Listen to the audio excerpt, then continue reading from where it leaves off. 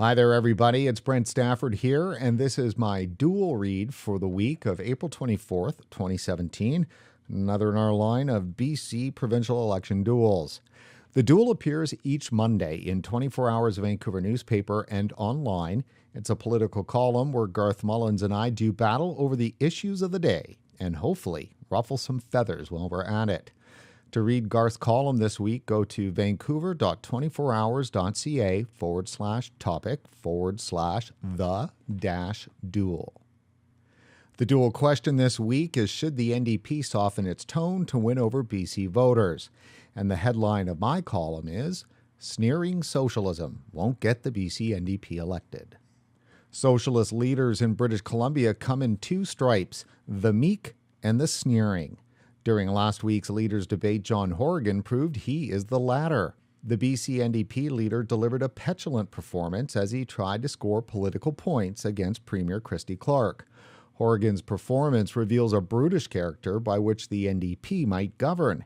I use the term character loosely, as socialists regard character much like they regard truth. It's relative.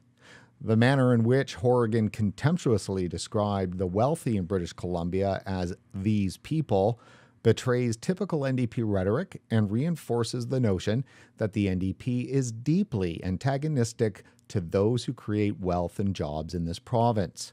All governments tax, but a socialist government taxes more.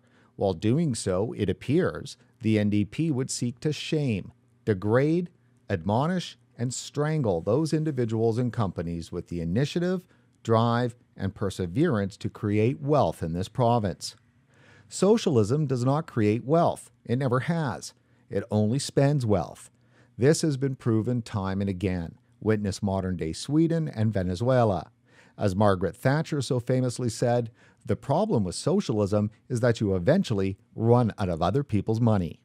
In his Duel column, Garth pains to point out that the BC Liberals are actually quite conservative, as if a revelation or an insult. Of course Conservatives are in the BC Liberal Party. It's a coalition between the centre and right-leaning voters, which has held the Socialists at bay for 20 of the last 23 provincial elections. Often I'm asked, what's the definition of a conservative? Some on the right find this a challenging question. I don't. It's simple. Conservatives have a realistic view of mankind, meaning man is born with instincts and human nature is not at its essence good.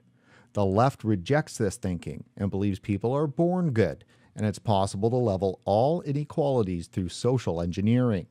Thus, delivering what the NDP promises would be a better BC. It's not a realistic approach to seeing the world.